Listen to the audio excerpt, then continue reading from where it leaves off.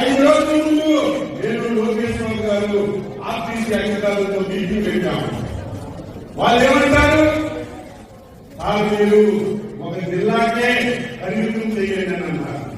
దానికి లోకేష్ బాబు గారు ఏం చెప్పారంటే, మా మహిళలు పని లేక రాష్ట్రంలో తిరగరు, వద్దొద్దుగా ఏదో ఉచిత పడుతుందని ఎక్కడికి వెళ్తే అక్కడికి వెళ్ళరు.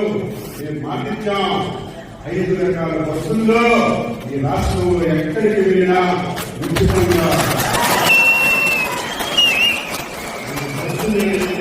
అవకాశాన్ని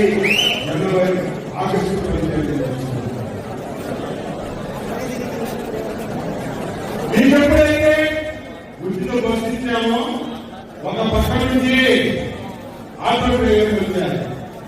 మీరు ఆడవాళ్ళకి ఉచిత బస్సు ఇస్తే మా ఆటో డ్రైవర్ గారు మిగిలిన కోరుకుంటాము. కరెక్టే, ఆడవాళ్ళందరూ ఉచిత బస్సు ఎక్కితే ఆటో ఎక్కకపోతే వాళ్ళు కూడా కష్టం.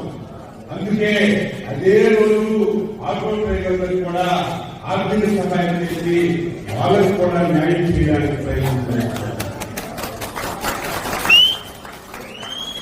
ఒకటా రెండా ఇచ్చిన ప్రతి మాట ఈ సంవత్సర కాలంలో మనం పూర్తి చేస్తే నిశ్చితంగా ప్రతి ఒక్కడు పనికి మారిన ప్రతి ఒక్కడు చంద్రబాబు నాయుడు వచ్చారు, ఎన్డీఏ ప్రభుత్వం వచ్చింది.